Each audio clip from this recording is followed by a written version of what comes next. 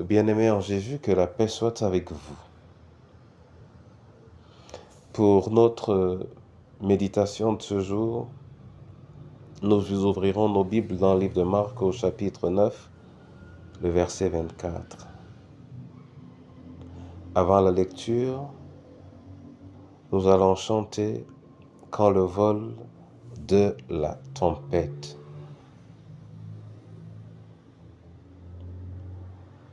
Quand le vol de la tempête vient assombrir ton ciel bleu, au lieu de baisser la tête, compte les bienfaits de Dieu, compte les bienfaits de Dieu. Mets-les tous devant tes yeux, tu verras en adorant combien le nombre en est grand.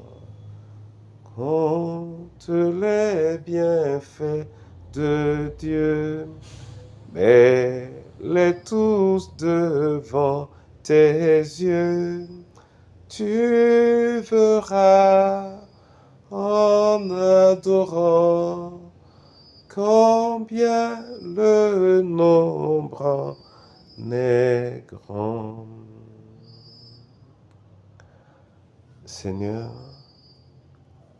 bénis toi-même ce jour par ta parole dans le nom de Jésus-Christ.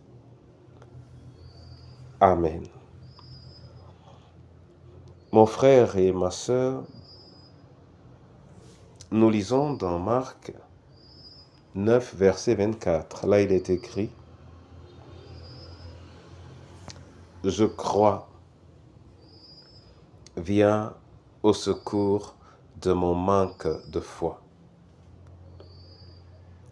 Amen. Ce sont des paroles qu'un parent adresse à Jésus, un parent qui en a vu manquer de foi et qui en manque lui-même aussi à la lumière de ce qu'il a dit à Jésus quelques moments plus tôt, pour que Jésus lui dise « Tout est possible à celui qui croit ». Il répondra donc « Je crois, viens au secours de mon manque de foi ».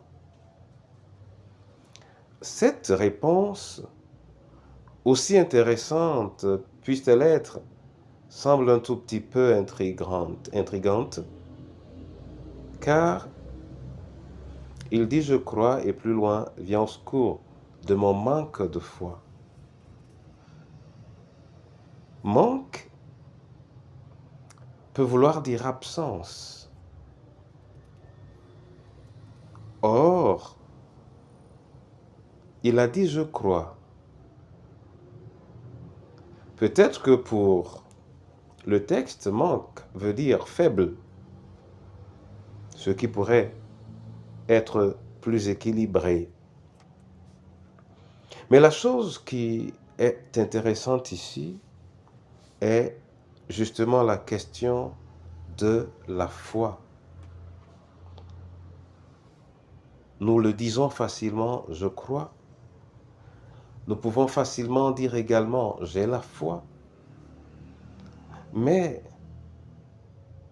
en réalité, vivons-nous notre foi? Auquel cas sommes-nous satisfaits de la manière dont nous vivons notre foi? Il est important pour nous d'interroger notre foi. Et j'aimerais employer ces jours à cette interrogation, questionner notre foi, interroger notre foi, dans le but de l'affermir, comme ce Père a dit à Jésus, viens au secours de mon manque de foi, ou pour ce que certains diront, viens au secours de ma faible foi. Nous allons nous y employer Parce que la foi doit se vivre. Et pour se mieux vivre, il faut qu'on en parle également afin de l'asseoir en nous et que nous la vivions de manière plus intéressante.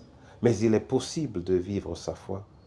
Et ça ne sert à rien de dire on a la foi si on ne peut pas vivre sa foi. Il est temps de vivre sa foi. Amen.